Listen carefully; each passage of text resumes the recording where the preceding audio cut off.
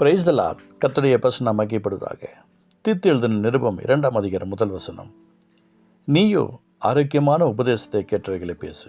எனக்கு பிரியமானவர்களே, அழகான ஒரு வார்த்தை. நாம் எப்படி பேசணும் அப்படின்னு சொல்லி கர்த்தர் நமக்கு சொல்லி கொடுக்குறார்.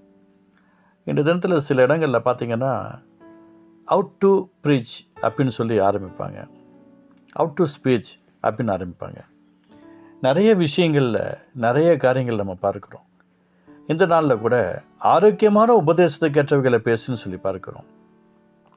எத்தனையோ பேர்கள் இன்றைக்கி பார்த்திங்க அப்படின்னா நல்லா பேசக்கூடியவர்கள் இருக்கிறாங்க, அழகாக பேசக்கூடியவங்க இருக்காங்க. அதுவும் இந்தியாவில் பார்த்திங்கன்னா தமிழில், அதுவும் தமிழ்நாட்டில் பார்த்திங்கன்னா பெரிய பெரிய தலைவர்கள் நிறைய பேர் நல்லா அழகழகாக பேசக்கூடியவர்கள் இருந்தாங்க, இப்போவும் சிலர் இருக்கிறாங்க. ஆனால் இப்போது இந்த முதிர் வயதவங்கள்ட்ட, சின்னவங்கள்ட்ட, பெரியவங்கள்ட்ட யாராட்ட எப்படி பேசணும் அப்படின்ற ஒரு விஷயங்கள் நமக்கு தெரியணும். இந்த விதத்தில் நிறைய பேருக்கு அந்த நாளும் கிடையாது. அது இந்த காலத்தில் ஸ்பீக்கர்லாம் பார்த்திங்கன்னா இஷ்டம் போல் பேசுகிறாங்க. அது அரசியல்வாதிகள்லாம் பார்த்திங்க அப்படின்னா புதுசாக கேட்குறவங்களுக்கே கோபம் உண்டாக்கும்படியாக பேசுகிறாங்க. அந்த காலத்தில் அப்படி கிடையாது. என்ன காரியங்கள் இருந்தாலும் சாஃப்டாக இருந்தாங்க. ஒருவேளை அந்த காலத்தில் இருந்த மீடியா டீம் எல்லாம் பார்த்திங்க அப்படின்னா அதிகமாக கேள்வி கணைகளை துணிக்கலன்னு நினைக்கிறேன். கோபப்படுத்துகிற மாதிரி எரிச்சல் உண்டாக்கும்படியாக கேள்வி கேட்கலன்னு நினைக்கிறேன். ஆனால் இந்த காலத்தில் அப்படி கிடையாது. ரொம்ப பயங்கரமான கேள்விகளெல்லாம் நிறைய கேட்க ஆரம்பிச்சிட்டாங்க. ஆனால் வசனம் சொல்லுகிறது, நீயோ ஆரோக்கியமான உபதேசத்தை கேட்டவைகளை பேசு. அதுவும் சிலர் மெசேஜ் கொடுக்கும்போது சொல்லுவாங்க, நீ அப்படி திருந்து நீ அப்படி இரு, இப்படி இரு, ஒழுங்காரு, அதை பண்ணு, இதை பண்ணு, நல்லா இருக்கும். ஆனால் எப்படி பேச சொல்லிக்கிறா தெரியுங்களா? முதிர் வயதுள்ள புருஷர்கள் ஜாக்கிரதையாக உள்ளவர்களும், நல்லொழுக்கம் உள்ளவர்களும், தெளிந்த புத்தியுள்ளவர்களும், விசுவாசத்திலும் அன்பிலும் பொறுமையிலும் ஆரோக்கியமுள்ளாக இருக்கும்படி புத்தி சொல்லணுமா. அந்த பெரியவங்கள்ட்ட எப்படி பேசணும் அப்படின்றத ரொம்ப கவனமாக பேசணும். வேத வசனம் நமக்குள்ளே கிரியை செய்யலை அப்படின்னு சொன்னால் யாருக்குமே நம்மளால் வார்த்தை கொடுக்க முடியாது. வேத வசனம் தான் ஒரு அற்புதத்தை செய்ய முடியும். வேத வசனம் தான் அதிசயத்தை செய்ய முடியும். வேத வசனம் தான் ஒரு பெரிய ஒரு மாற்றத்தை கொடுக்க முடியும். இந்த இடத்துல நிறைய பேர் அந்த அறிவு இல்லாமல் இருந்துகிட்ருக்கிறாங்க.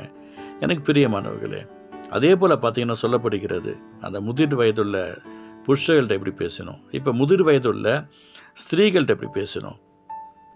பரிசுத்தக்கேற்ற விதமாய் நடக்கிறவர்களும், அவதூறு பண்ணாதவர்களும், மதுபானத்துக்கு அடிமைப்படாதவர்களுமாக இருக்கவும், தேவ வசனம் தூஷிக்கப்படாதபடிக்கு பாலிய ஸ்திரீகள் தங்கள் புருஷத்திலும் தங்கள் பிள்ளைகளிலும் அன்புள்ளவர்களும், தெளிந்த புத்தியுள்ளவர்களும், கற்புள்ளவர்களும், வீட்டில் தரித்திருக்கிறவர்களும், நல்லவர்களும், தங்கள் புருஷனுக்கு கீழ்ப்படிகளுமாய் இருக்கும்படி அவர்களுக்கு படிப்பிக்கத்தக்க நற்காரியங்களை போதிக்கிறவனுமாய் இருக்கவும் முதிர் வயதுள்ள ஸ்திரீகளுக்கும் புத்தி சொல்ல அப்படின்றார்.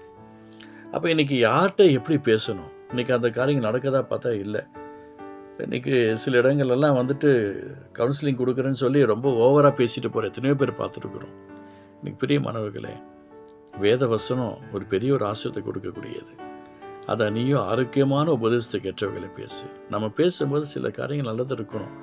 எல்லாருமே நல்லா பேசுவாங்கன்னு சொல்ல முடியாது. இன்றைக்கி நல்லா பேசுகிறவங்கெல்லாம் எத்தனையோ விஷயங்களை தடுமாறினவங்கள தான் இருந்திருக்காங்க. இன்றைக்கி நம்ம பேச ட்ரை பண்ணலைன்னா நம்மளுடைய லைஃப்பில் ஒரு சக்ஸஸும் பார்க்க முடியாது. அப்போ தேவனுடைய வார்த்தையை சார்ந்து தேவனுடைய வார்த்தையோடு கூட மிகுந்த கவனமாக நம்ம பேசும்போது நம்மிடத்தில் கிடைக்கிற அந்த குறைகள் எல்லாம் ஆட்டோமேட்டிக்காக நாமளே அப்புறப்படுத்திடணும். ஒருத்தர் சொல்லி அப்புறப்படுத்துகிற அளவுக்கு நம்ம நேரத்தை வச்சிடக்கூடாது.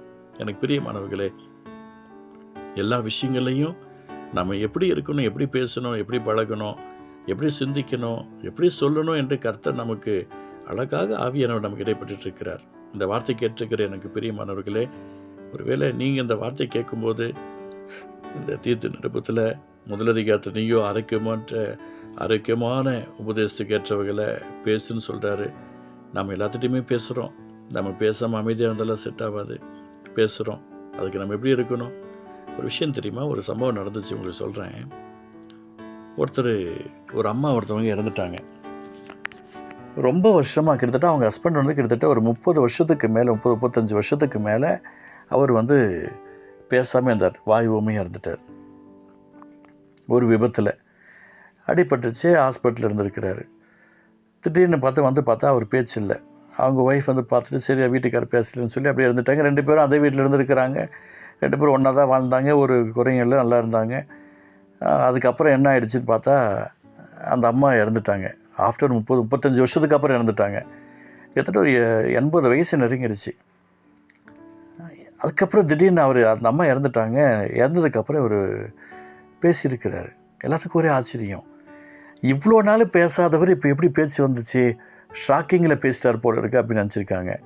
அவர்கிட்ட கூப்பிட்டு கேட்டால், அப்போல்லாம் ஒன்றும் இல்லை, ஒரு சின்ன விபத்து நடந்துச்சு, அதில் நான் போனேன், அதில் பாதிக்கப்பட்டிருந்தேன். அப்போ என் ஒய்ஃப் வந்தாங்க.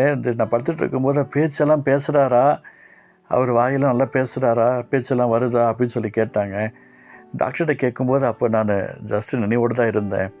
எனக்கு தோணுச்சு, இவள்கிட்ட டெய்லியும் சண்டை போடுறதுக்கு பேசாமல் நம்ம ஊமையாகவே நடிச்சிடலாம் அப்படின்னு சொல்லி நடிக்க ஆரம்பித்தேன். இத்தனை வருஷம் நான் பேசாமலே இருந்துட்டேன் அப்படின்ட்டு இருக்காங்க. அந்த காலத்தில் அந்த பெரியவர் இருந்துட்டார்.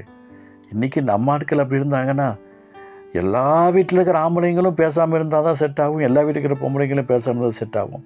ரொம்ப கஷ்டம் தானே. எனக்கு பிரியமானவர்களே, நல்லதை பேசுவோம், நல்லதை சிந்திப்போம். என்றைக்குமே நம்ம பேச ஆரம்பிக்கும் போது நான் பேச தான் கரெக்டுன்னு நினச்சி ஒருத்தர் பேசுனாங்க அப்படின்னு சொன்னால், நிச்சயமாக அது பிரச்சனைக்கு வழிவகுக்கக்கூடியதாக இருக்கும். அப்படி பேசாதீங்க. ஆண்டவருடைய வார்த்தைக்காக சாதாரணமாக பயந்து நடுங்கி அவருடைய வார்த்தைக்கு உகந்த ஒரு கிருபை உள்ளவர்களாக பேசுவோம், பயபக்தியோடு இருப்போம். இந்த தீத்துல 2ஆம் அதிகாரம் 1, 2, 3, 4, 5 வசனத்து பிரகாரமாக நம்ம முதல் வசனத்து பிரகாரம் அழகாக பேசுவோம். அடுத்த வசனங்கள் இருக்கிற காரியங்கள் பிரகாரமாக கவனமாக இருப்போம். அன்பு தகப்பனே, இந்த வார்த்தை மூலமாக நீங்கள் ஆசீர்வதிக்க ஸ்தோத்திரம். கிருபை தாங்கிட்டு நன்மை செய்யும். இயேசு மேல பிதாவே, ஆமென்.